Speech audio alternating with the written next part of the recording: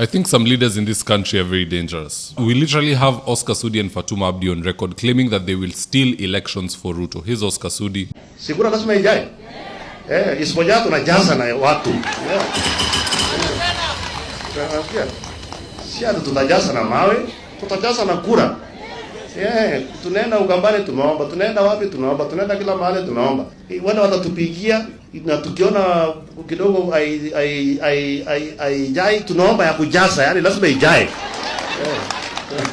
Lazima kura ijae. So msikisumbue nyinyi muombe kura na mtembe na mfanye kazi. Jengeni hata toilet. And here's the tape of Fatuma Abdi. Sisi kama wabunge wa North Eastern nikiongea kutoka Wajia, sisi maneno ya His Excellency the President, sisi maneno yetu ni mafupi tu.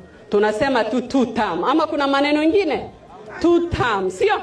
Si tunangojea tu debe iletwe hata kama hatutakuwa na votes tutamuibia, hiyo si siri.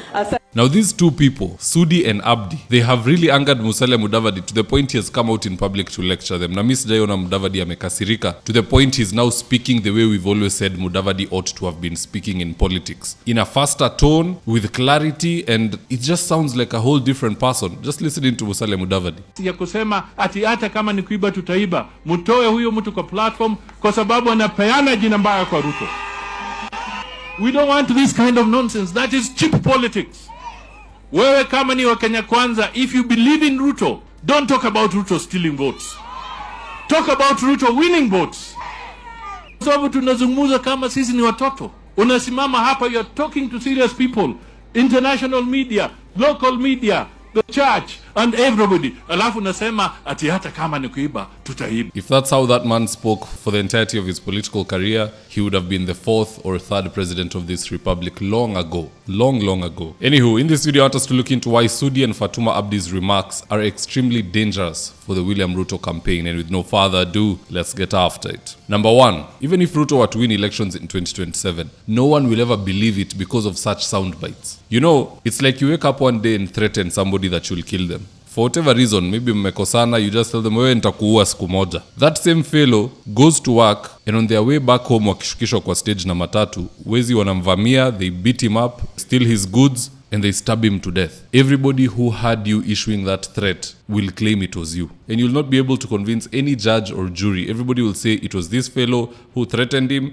and less than 24 hours later, ndo huyu amedungwa kisu amekufa. And that is why you don't make such reckless remarks like Abdi and Oscar Sudi. Even if just bahati mbaya Ruto ashinde, no one will ever believe it. So what these guys are doing, they're just putting Kenyans on very high alert. Watu wako CID mode, wanatafuta any loophole ambayo inakaa ni kama watu wanataka kuiba. For example, if David Mugonyi, the CAK boss, akiamua kuzima live coverage in 2027, maybe because there's some gruesome scenes, kuna watu wamepigwa mahali ama wanapigana mahali, so he orders the live coverage to be switched off. Everybody will say imezimwa sababu ya wizi ya kura, and the reason we are saying that ni audio ya Sudi na Abdi. So wanaendelea tu kujikaanga like that. And from where I sit, I've been wondering, just like Mudavadi has been wondering, what is the benefit of being in the Ruto camp and saying tutamuibia kura? Faida ni gani? From where I sit, I can only see one benefit of making such utterances. These guys are trying to achieve voter suppression. They want Kenyans to believe that the election will be stolen. Whether you register as a voter and you go on to vote, or whether you stay home,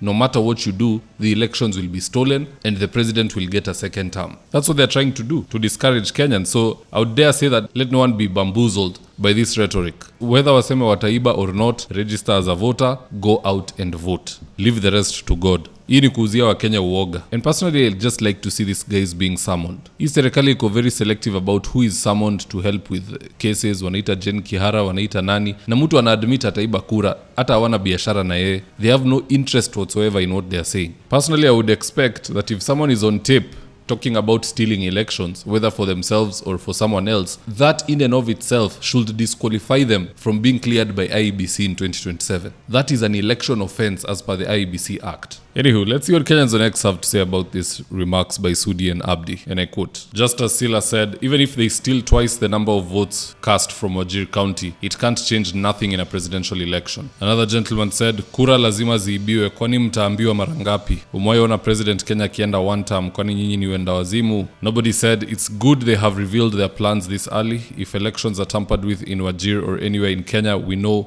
exactly who to summon. Lawrence Kavuko said, and the president is silent about it. Anyway, Madam, come 2027, Gen Zs will man those polling stations and report the results in those forms directly. We shall have our own site, ndo tuone ataiba kura ya nani. Overcome Evil with Good said it's clear to all that Kaongo will get 10% votes, and if Mzee decides to help and get a running mate position, 18%. Either way, 28% maximum. But why would anyone want to rig? Don't people have anything else to fall back to? Just as peaceful as it was in 2022, 2026 should also be. And finally, Mike Matolo said, I don't know how many red flags we are waiting to hear and see to believe we won't have a fair, verifiable election. Anyone thinking Kasongo will lose this election is in for a rude shock. The system is corrupted already. Stealing they will. But what say you guys? Do drop me your own comments in the comment section below and I'll do my best to read them and to give you a response. In the event you're here for the first time, please go on and hit the subscribe button. And if you're watching for a different platform, just head on over to YouTube, search for mzitowafula. Hit the subscribe button, you're going to be getting a ton of content of this nature. If politics is something you're passionate about, this is definitely the one channel that you really need to subscribe to. Alright guys, adios.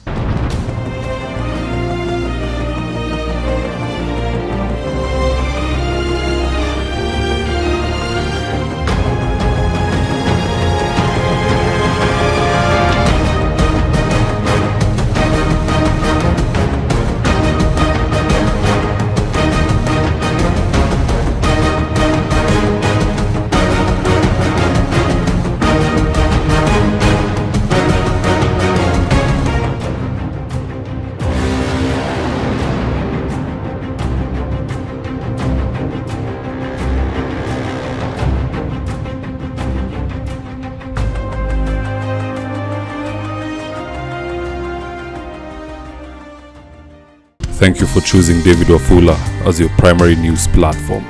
We put countless hours in research, recording, and editing. By showing up each and every day to watch our videos, you encourage us to generate more videos for the viewers. We are on a mission to inform, educate, and build a better tomorrow. To our thousands of followers in a world full of presidents, kings, and queens, you are the real gem. Adios.